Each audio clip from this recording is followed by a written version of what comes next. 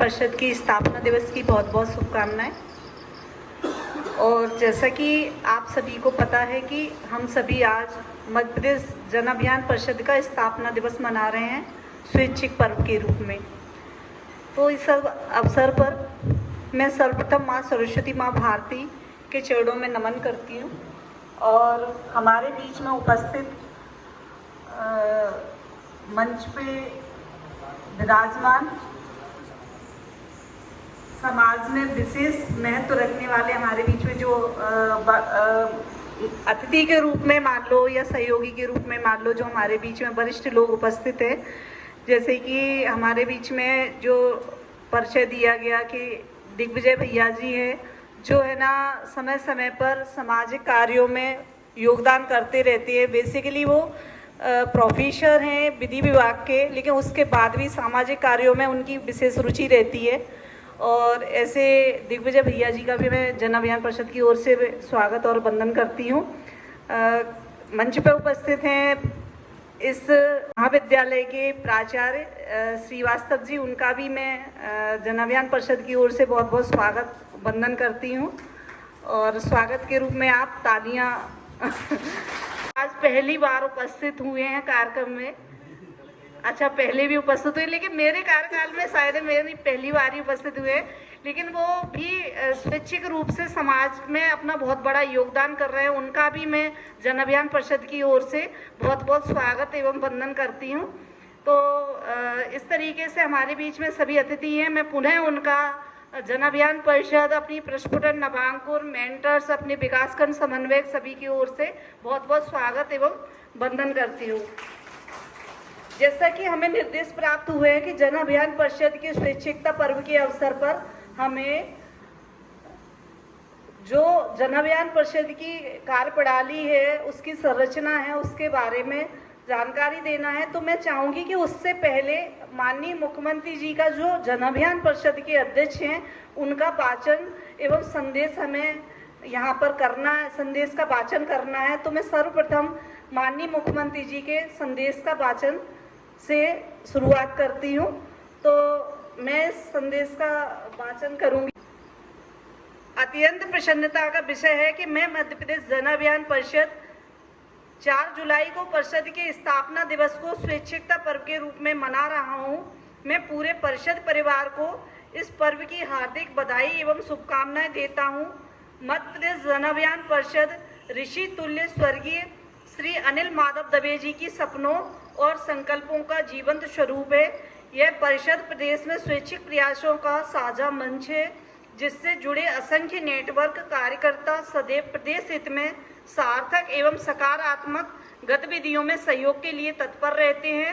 परिषद ने प्रस्फुटन समितियों, नवांकुर संस्थाओं और CM-CLDP मेंटर्स एवं छात्रों के माध्यम से प्रदेश में 3.5 लाख लोगों का नेटवर्क तैयार किया है। गांव-गांव तक फैला यह नेटवर्क शासकीय योजनाओं और अभियानों को जन जन तक पहुंचाने में महत्वपूर्ण भूमिका निभाता है। जल गंगा संवर्धन अभियान में 40 लाख लोगों की प्रत्यक्ष भागीदारी परिषद के इसी नेटवर्क का प्रतिफल है कि मैं इस महत्वपूर्ण योगदान के लिए संपूर्ण परिषद नेटवर्क को ढेरों बधाइयां देता हूं।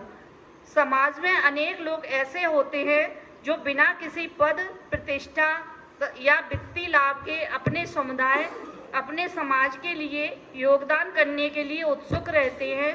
इसके बदले मिला आत्मसंतोषी उनकी सबसे बड़ी पूंजी होती है। ऐसे भाव और प्रयासों को एकत्रित कर, संयोजित कर संस्था रूप में स्थापित करना और फिर निरंतर प्रोत्साहन से उन्हें राष्ट्र निर्माण में के कार्य में संलग्न रखना परिषद का सबसे प्रमुख दायित्व है।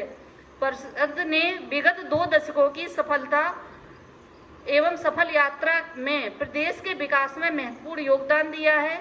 मुझे विश्वास है कि सहयोग और समर्पण की यह विकास धारा अविरल प्रभावित होती रहेगी। परिषद मूल्यों के प्रति स्वयं को पुनः समर्पित कर संकल्प ले कि स्वैच्छिकता का भाव समाज में संपोषित करने के लिए हम सदा गतिशील रहेंगे। और स्वैच्छिकता पर्व की पुनः सभी कार्यकर्ताओं को हार्दिक शुभकामनाएं।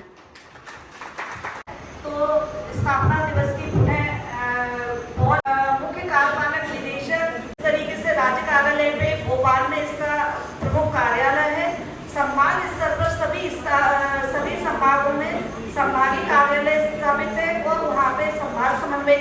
की गई है।